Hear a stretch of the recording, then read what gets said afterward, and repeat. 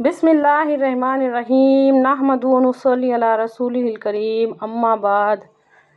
بھلا وہ انسان جس کو خود اپنے اندر کے سسٹم کا پتہ نہیں ہے، اپنے اندر کون سے تار سے جڑے ہے، کون سی نس سے جڑی ہے، خون کیسے گردش کرتا ہے، کون سی چیز کیسی بنی لی ہے، کون سی چیز کیسی بنی لی ہے، جو اپنی پیٹھ کو نہیں دیکھ سکتا، وہ انسان جس کو خود اپنی خبر نہیں ہے، جس کو خود اپنے بارے میں معلوم نہیں ہے، جو مکمل طور پہ اللہ رب العزت کے قابو میں ہے، جس کو یہ نہیں معلوم میرے بال سفید کیوں ہوتے، جس کو یہ نہیں معلوم میرے گھٹنوں میں درد کیوں ہوتا، جس کو اپنے اندر کے حال سے بے خبر ہے، جس کو کچھ بھی نہیں معلوم میری آنکھیں کیسے دیکھتی ہیں، میرے کان کیسے سنتے ہیں، یہ سب کرنے والا اللہ ہے،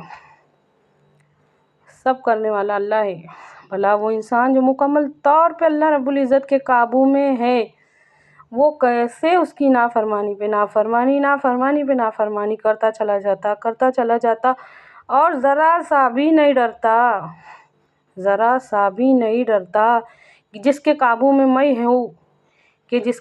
میں ہوں وہ کچھ بھی کر سکتا ہے، وہ ہر چیز کرنے پہ قادر ہے، ہر چیز کرنے پہ قادر ہے، کبھی بھی کچھ بھی ہو سکتا، میری نافرمانیوں کے بدلے میں میرے کو کبھی بھی کچھ بھی ہو سکتا۔ آپ لوگ دیکھتے ایک ذرا سی پھنسی بڑھ کے کینسر بنتی، پھر اس بیماری کے پیچھے انسان بھاگتا لاکھوں سے روپے خرچ کر دیتا، پھر اس کے واسطے سب کچھ کرتا، اپنا تن من دھن داؤ پہ لگا دیتا، کیا کروں، کیسے اس بیماری سے چھٹکارا پاؤں، کیا کروں۔ سب سمجھ میں آتا، صرف یہ نہیں سمجھ میں آتا کہ جس کے قابو میں ہے اس کو خوش کروں، اس کو راضی کروں، کہ میں جس کے قابو میں ہوں اس کو راضی کروں۔ ہمارے کو ہر چیز کی فکر ہے، اگر نہیں ہے تو اللہ کو راضی کرنے کی فکر نہیں ہے۔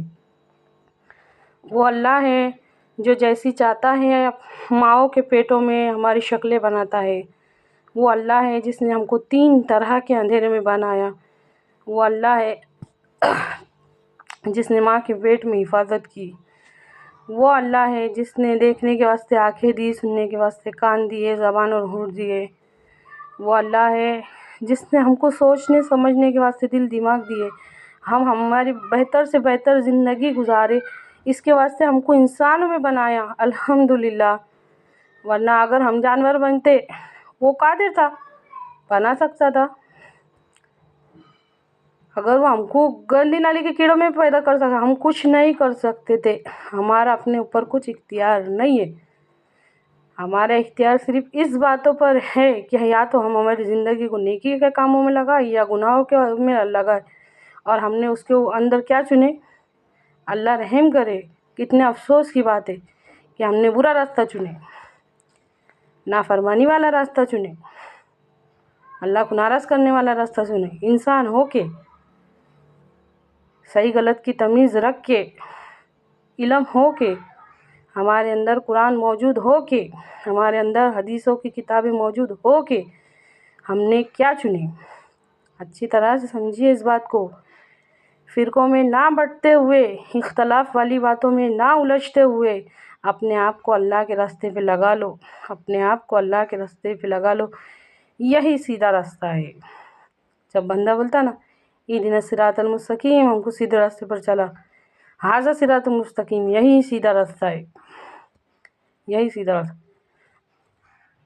سورہ بقرہ کی آیت الحمد کا سورہ ختم ہوتے ہی، سورہ فاتحہ ختم ہوتے ہی، اس میں کچھ شک ہی نہیں ہے کہ یہ کتاب ہدایت ہے ڈرنے والوں کے واسطے، ذالک الکتاب لا ریب فیہ ھدی للمتقین۔ اس میں کچھ شک ہی نہیں ہے کہ یہ کتاب ہدایت ہے ڈرنے والوں کے واسطے۔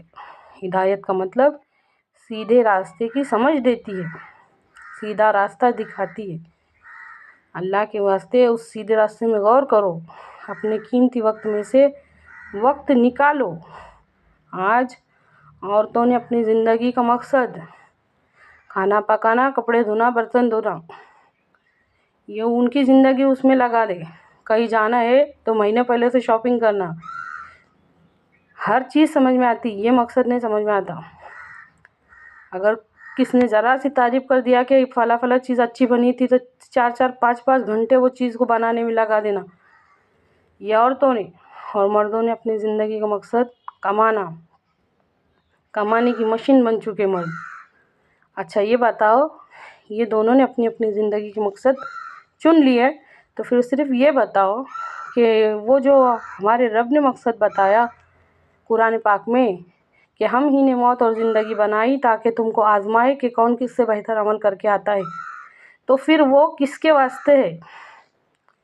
ये दुनिया में आने के बाद सबने अपने अपने मकसद चुन डाले। औरतों ने औरतों के मकसद चुन डाले और मर्दों ने मर्दों के मकसद चुन डाले, तो फिर ये मकसद किसके वास्ते?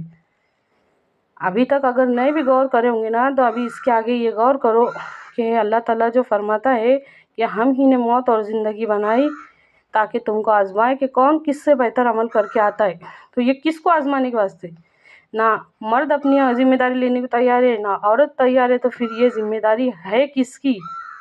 ये सोच को अपने अंदर जगाना बहुत ज़रूरी है, क्योंकि हम गलत रास्ते पे कदम कदम आगे बढ़ाते चल रहे और पीछे मुड़ने को भी तैयार नहीं है। इसके वास्ते ये सोचना बहुत ज़रूरी है। ए अल्लाह कहने सुनने से ज़्यादा गौर व फिक्र करके उस पर अमल करने की तौफीक दे, क्योंकि हमारा असल मकसद अमल है, महज मालूमात इकट्ठी करना नहीं है।